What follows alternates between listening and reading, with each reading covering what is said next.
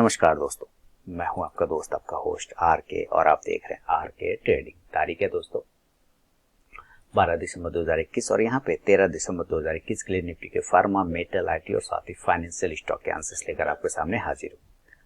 इन सारे स्टॉक्स को देखेंगे, सारे इंडेक्स को देखेंगे, फिर एक एक करके स्टॉक्स को किस लेवल पे खड़ा है, कहाँ सपोर्ट और रेजिस्टेंस ले रहा है।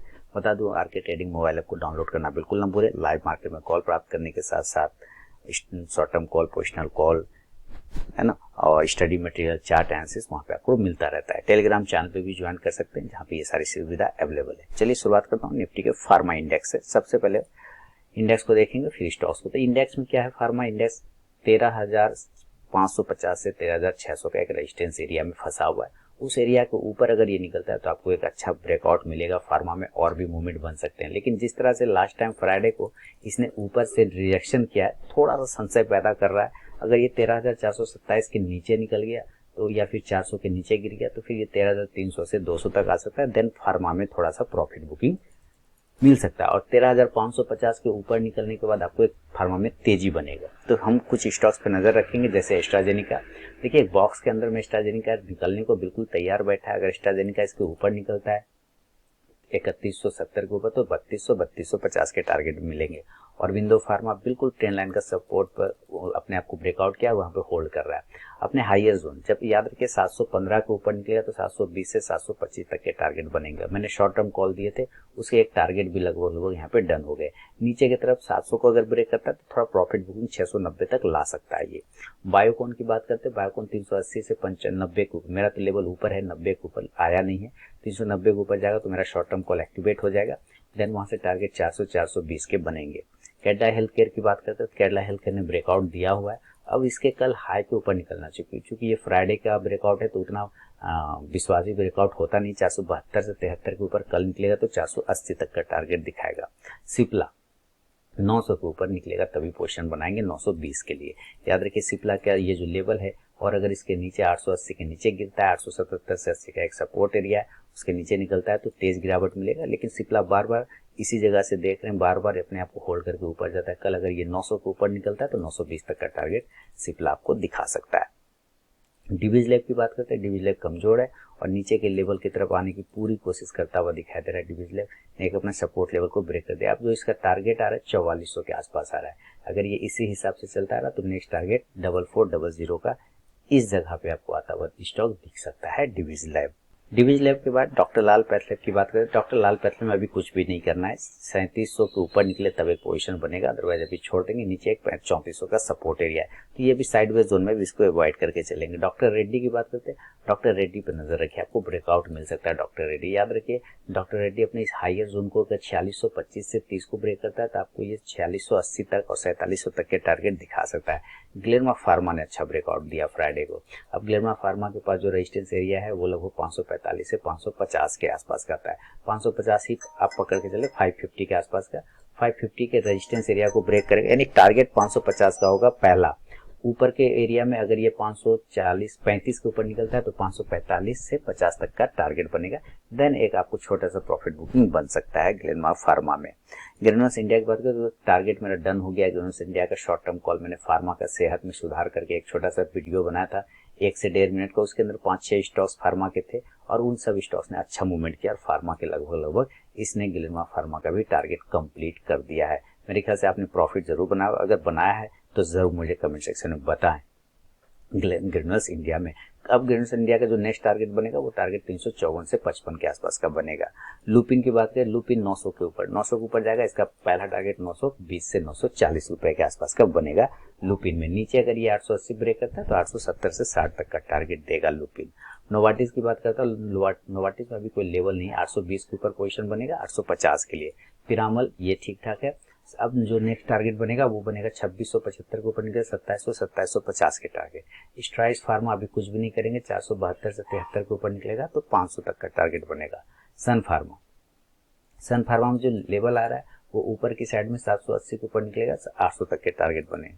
टोरेंट फार्मा की बात करें, टोरेंट फार्मा में जैसे ही 3200 के ऊपर निकलेगा टोरेंट फार्मा 3300 तक के टारगेट बनेगा। वोकट फार्मा की बात करें, 450 के ऊपर निकलेगा वोकट फार्मा, तो आप 450 के ऊपर निकले तो 460 का टारगेट नियर में, अगर यहाँ पे एक रेजिस्टेंस एरिया आ रहा है 450 का, जैसे कि आप देख रहे हैं ये बार बार विक्स लगा के निकलता है, इसीलिए 450 इंपॉर्टेंट लेवल हो जाता है। देन एक अच्छा मूवमेंट बनेगा 460 से 80 तक के टारगेट के लिए, वोकट फार्मा पे नजर रखें। तो ये था फार्मा पे व्यू दोस्तों। अब चलेंगे जरा मेटल की तरफ। मेटल में सबसे पहले हम लोग मेटल इंडेक्स को देखेंगे। मेटल इंडेक्स क्या बता रहा है? ब्रेकआउट।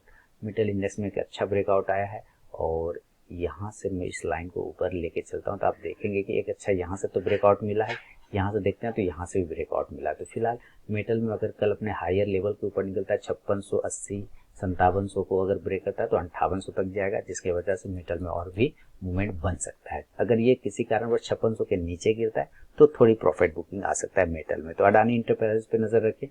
अब अडानी इंटरप्राइजेज फिर से एक नया ब्रेकआउट की तरफ आ चुका है और इसका जो ऑल टाइम हाई है वो हाई के पास ही खड़ा है। 1800 के ऊपर निकलेगा तो 1900 तक के टारगेट बनेंगे। एपीएल अपोलो टारगेट मेरा डन हो गया। दिवाली पोर्टफोलियो स्टॉक में मैंने एपीएल अपोलो को डाला था और उसने टारगेट डन करके दिखा दिया है एपीएल अपोलो ने, और साथ ही मैंने शॉर्ट टर्म कॉल भी दिया था तो उसके भी टारगेट 1000 वाले टारगेट हमारे कंप्लीट हो गए हैं यहाँ पर। जैसा कि आप अगर दिवाली पोर्टफोलियो वाले में पैसा लगाया होगा तो आपके पैसे यहाँ पे इसमें अच्छा खासा पैसे बन गए होंगे, है ना। उम्मीद है आपने जरूर लगाया होगा इस स्टॉक्स पर। तो क्या ये और ऊपर जा सकता है? बिल्कुल 1050 तक जाते हुए स्टॉक नजर आ रहा है। अगर ये अपने हाईएस्ट जोन के ऊपर निकलता है तो 1050 तक के ऊपर जा सकता है। अगर 1000 के ऊपर क्लोजिंग कर दे तो मजा आ जाए। कोल इंडिया की तरफ अभी कुछ भी नहीं करेंगे, 155 के ऊपर निकलेगा तो 160 तक शॉर्ट टर्म टारगेट होगा। 460 के ऊपर हिंडाल्को पर नजर रखिए। हिंडाल्को 460 के ऊपर क्लोज करेगा, देन आपको टारगेट 470 480 तक के दिखा सकता है। हिंदुस्तान कॉपर की बात करते हैं। हिंदुस्तान कॉपर में ब्रेकआउट आया है, लेकिन नजर रखिए 133 से 34 के ऊपर जाए तो 140 तक का टारगेट हिंदुस्तान कॉपर भी आपको दिखा सकता है। मैं इस एरिया को यहाँ से हटाता हूँ। यहाँ से आप देखेंगे तो यहाँ पर से एक लाइन को मैं ड्रॉ कर लेता हूँ और बिल्कुल परफेक्ट एक राउंडिंग बॉटम बनाने की कोशिश करता हुआ दिखाई दे रहा है और एक ब्रेकआउट स्टॉक है यहाँ पे। तो 140 के टारगेट का वेट किया जा सकता है। हिंदुस्तान जिंक, इसमें मेरा टारगेट का कंप्लीट हो गया। 335 से 40 के ऊपर बाय दिया था, इसने टारगेट 370 तक के आसपास पहुंचा दिया है। अब 370 के ऊपर अगर निकलता है तो 380 का टारगेट, अदरवाइज 360 के नीचे निकलेगा तो 350 तक प्रॉफिट बुक कर सकते हैं। जिंदल स्टील 400 के ऊपर निकलेगा तो 420 का नेक्स्ट टारगेट पोजिशनली बनेगा। जेएसडब्ल्यू स्टील 680 82 के ऊपर निकलेगा तो 695 से 700 तक का next target Jindal steel JSW steel आपको दिखाएगी। ये बिल्कुल देखिए किस तरह से प्राइस चैनल में एक प्राइस चैनल का सपोर्ट लेते हुए अपसाइड में गया है और एक बेहतरीन ब्रेकआउट के आधार पर जाके खड़ा है। इस प्राइस चैनल का ब्रेकआउट कर दे तो मजा आ जाएगा जेएसडब्ल्यू स्टील में। और ये ब्रेकआउट कितने पे आएगा? 682 से 83 के ऊपर में जेएसडब्ल्यू स्टील में।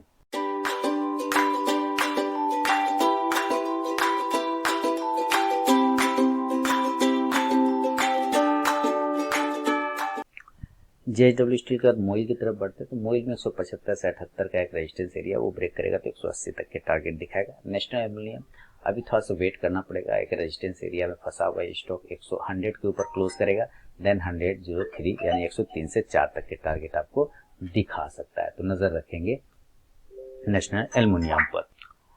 नेशनल एल्युमिनियम के बाद थोड़ा वेट करना पड़ेगा इसमें। और एनएमडीसी पे नजर रखिए 150 अभी क्लोजिंग 148 के आसपास कर रहा है। ये 1 2 3 ट्रिपल टॉप यहाँ पे लगा हुआ था, इसको ब्रेक करेगा 150 के ऊपर, देन 160 तक के टारगेट आपको एनएमडीसी में मिलेगा। रत्नामणि मेटल्स ठीक ठाक है, कल अगर 2040 के ऊपर निकलता है तो 2100 तक के टारगेट बनेंगे। Steel authority of India breakout करके सस्टेन कर रहा है, नीचे से एक राउंडिंग बॉटम बना के भी ये होल्ड कर रहा है। मुझे कल इसके ऊपर का लेवल चाहिए, अगर इसके लेवल के ऊपर सस्टेन कर जाता है ये स्टॉक अपसाइड में 113 से 14 के ऊपर, देन 120 के टारगेट के लिए वैलिड होगा। टाटा स्टील 1200 के ऊपर पोजीशन बनेगा 1240 के लिए। वेदांता यानी 1220 देन 1240। वेदांता ब्रेकआउट करने की पूरी कोशिश, 355 के ऊपर निकलेगा, 360 से 370 तक के टारगेट देखने को मिलेंगे वेदांता में। ब्लेशमन कॉप देखिए बहुत ही जबरदस्त स्टॉक, इसने गिरते बाजार में भी आपको प्रॉफिट बना के दिया। ब्लेशमन कॉप मेरा यहाँ एक टारगेट था 165, ये जो पॉइंट मैंने लगा रखे स्टॉक उसके ऊपर सस्टेन कर गया, यानी ये टारगेट तो डन हो गया। देन उसके बाद दूसरा भी 180 वाला टारगेट था वो भी डन हो गया। अब जो इसका टारगेट बनेगा 185 के ऊपर निकलने बाद 190 से 95 तक का टारगेट ब्लेशमन कॉर्प में आपको दिखाई देगा। तो ये था निफ्टी के फार्मा के बाद मेटल पे दोस्तों व्यू। चलेंगे अब आईटी की सेक्टर की तरफ, और आईटी में सबसे पहले आईटी इंडेक्स की बात करेंगे। आईटी इंडेक्स एक ब्रेकआउट है। देखिए अगर मैं इस चार्ट को बड़ा करता हूँ आईटी इंडेक्स का तो आप देखेंगे कि ये 36,000 का रेजिस्टेंस एरिया पर होल्ड कर रहा है अपने आप को। अगर ये ब्रेक करता है 36,000 के ऊपर, 36,050 के ऊपर, तो ये फिर आपको 36,300 तक लेके जा सकता है और देन आपको आईटी में थोड़ा मूवमेंट बन सकता है। इसके हिसाब से आपको नजर रखना होगा बिरला शॉप पे। अगर बिरला शॉप ऊपर 485-87 को ब्रेक करता है तो 500 तक के टारगेट के लिए जाएगा। कोफोर्ज की बात करें तो कोफोर्ज के एक ही रेंज में फंस गया, 5,345 के ऊपर निकले 5450 के टारगेट। हैप्पीएस्ट माइंडसेट इस बॉक्स के बाहर पोजीशन बनेगा और ये पॉजिटिव है, खराब बिल्कुल भी नहीं है। 1330 के ऊपर निकला 1400 तक के टारगेट बनेगा। हाँ, ज्यादा अगर ये गिरता है 1280 के नीचे, देन ये 1260 तक गिरने की कोशिश कर सकता है।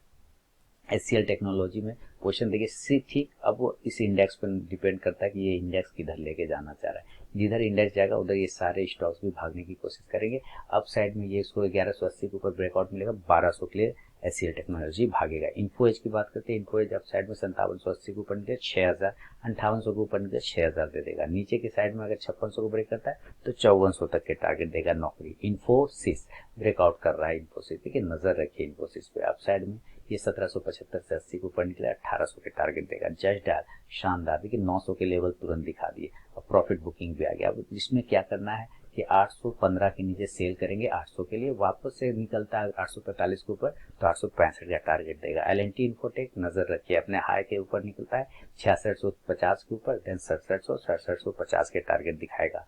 माइंट्री की बात करते हैं, 4800 का रेजिस्टेंस एरिया, 4800 के ऊपर निकलने से फिर पोजिशन बनेगा माइंट्री में। एम्फासिस इसी तरह से अपने लेवल पर होल्ड कर रहा है। यहाँ से एम्फासिस पे एक रेजिस्टेंस एरिया बार बार 3180 को बनकर 3250 के टारगेट बनेंगे। पेटीएम में मूवमेंट कर सकता है, अगर ऊपर 1640 के ऊपर निकलेगा तो ये 1750 तक जा सकता है। टीसीएस ब्रेकआउट के लिए रेडी है पूरी तरीके से। टीसीएस मैंने शॉर्ट टर्म कॉल भी दिया हुए थे टीसीएस में, 3660 के ऊपर निकले 3750 के टारगेट बनेंगे टीसीएस में, नजर रखिए। टाटा एल्क्सी बहुत ही शानदार 6070 के ऊपर पोजीशन बनाएंगे 6200 के टारगेट के लिए। टेक महिंद्रा ऊपर जैसे ये ऑल टाइम हाई ब्रेक करता है 1635 से 36 का लेवल, देन ये 1700 के टारगेट की तरफ वैलिड करेगा अपने आप को टेक महिंद्रा। विप्रो ऊपर 650 के ऊपर निकलेगा तो 665 तक के टारगेट विप्रो आपको दिखा सकता है। तो ये हो गया दोस्तों निफ्टी के फार्मा, मेटल और आईटी पे व्यू। चलेंगे फाइनेंशियल स्टॉक की तरफ, लेकिन फिर से याद दिला दूं, आरके ट्रेडिंग मोबाइल ऐप को डाउनलोड करना बिल्कुल ना भूलें। लाइव मार्केट में कॉल प्राप्त करने के साथ साथ study material, chart analysis, short term call, positional call और मार्केट रिलेटेड खबरें भी आपको वहाँ पे मिलता रहता है। टेलीग्राम चैनल पे भी ये सुविधा अवेलेबल है, जिसका लिंक वीडियो के डिस्क्रिप्शन बॉक्स में दिया गया है। फाइनेंस में बजाज फाइनेंस ब्रेकआउट पे पूरी तरीके से 7480 पर खड़ा है। ये मुझे 7500 के ऊपर जैसे निकलता है 7500 के ऊपर, आप 7600-7700 तक के टारगेट आराम से देख सकते हैं बजाज फाइनेंस में। बजाज फिनसर्व भी शानदार उसी तरीके से 17,800 के ऊपर निकलेगा, 18,000 के टारगेट 18,200 तक दे सकता है। चोला फाइनेंस देखिए, चोला फाइनेंस में एक रेजिस्टेंस एरिया, इस बड़े कैंडल का हाई प्राइस इसका 583 आ रहा है, 8485 के ऊपर निकलेगा 600 के टारगेट देगा। India bull housing finance target done हो गया, शॉर्ट टर्म कॉल 265 वाला टारगेट था मेरा कंप्लीट हो गया, अब कोई पोजीशन अभी नहीं बनाएंगे, छोड़ देंगे। एलआईसी की बात करते हैं 400 के ऊपर निकलेगा, देन 410 से 20 का टारगेट देगा। एलएनटी फाइनेंस इसी तरीके से रुक रहा है, 82 के ऊपर निकलेगा तो 85 के टारगेट। मन्नापुरम फाइनेंस बाय और डीप करके चलेंगे, जब भी डीप मिले बाय करिए, लॉन्ग टर्म के लिए, लंबे समय के लिए। एमएनएम फाइनेंस की बात करते हैं, अब साइड में अगर 168 से 69 के ऊपर निकलता है तो 172 से 74 तक के टारगेट बनेंगे। मुथूट फाइनेंस की बात करते हैं, मुथूट फाइनेंस अब साइड में 1520 के ऊपर निकलेगा, 1550 से 1570 और SR transmit ready for breakout 1520 के ऊपर, देन 1600 तक के टारगेट आपको एसआर ट्रांसमिट भी दिखा सकता है। तो दोस्तों ये था निफ्टी के फार्मा, मेटल, आईटी और साथ ही फाइनेंशियल स्टॉक में मेरा अपना व्यू। पसंद आया तो फीडबैक जरूर दें। मिलूंगा दोस्तों नेक्स्ट वीडियो में, तब तक के लिए बहुत बहुत धन्यवाद।